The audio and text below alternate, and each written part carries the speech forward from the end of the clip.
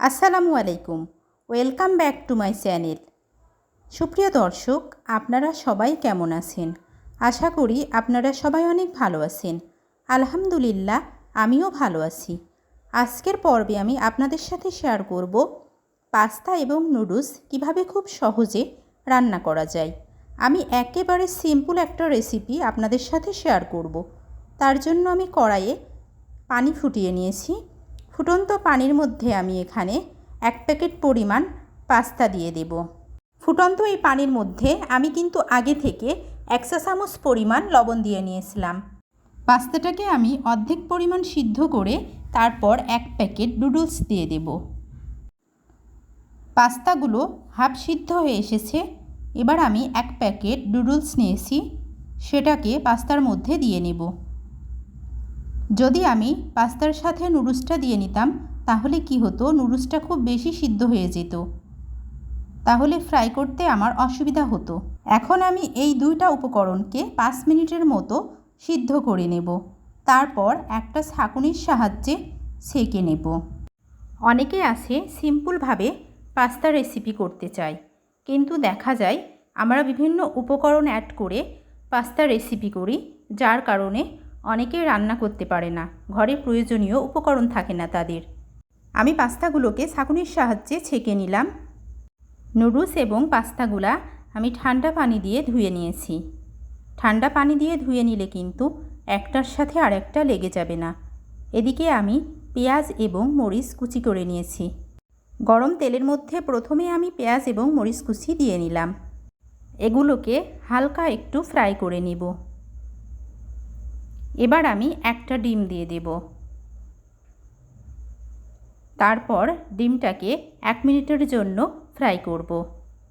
যারা যারা আমার ভিডিওটি দেখতেছেন কিন্তু এখনও লাইক দেন নাই, প্লিজ একটা লাইক দিয়ে দেবেন। স্বাদ মতো লবণ দিয়ে নিলাম। যারা যারা আমার চ্যানেলটি সাবস্ক্রাইব করেছেন তাদের সবাইকে অসংখ্য অসংখ্য ধন্যবাদ। আর যারা এখনও সাবস্ক্রাইব করেননি, প্লিজ সাবস্ক্রাইব করে আমার পাশেই থেকে যাবেন। আমি আগে থেকে গরুর মাংসের কিমা তৈরি করে রেখেছিলাম, সেই কিমাটাকে দিয়ে নিলাম।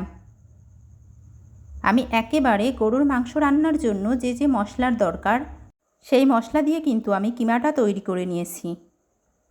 সবগুলো উপকরণকে আমি খুব ভালোভাবে ফ্রাই করে নেব। উপকরণগুলোকে আমি ফ্রাই করে নিলাম।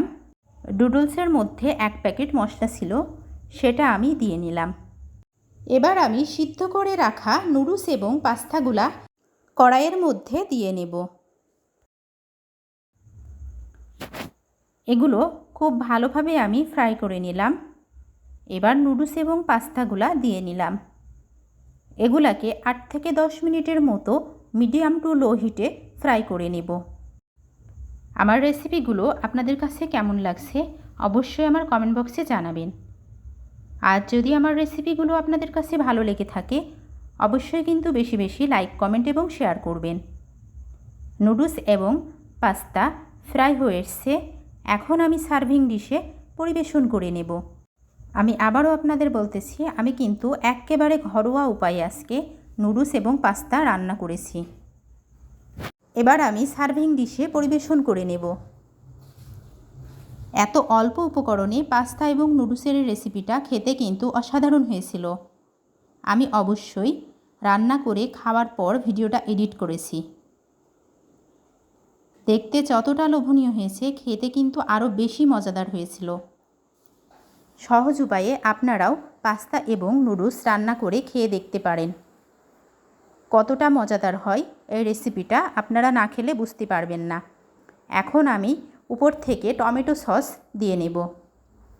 আমি অবশ্যই নুডলস এবং পাস্তা খাওয়ার সময় অবশ্যই কিন্তু সস দিয়ে খাই, কারণ সস দিয়ে এগুলা খেলে আমার কাছে একটা অন্যরকম টেস্ট আসে।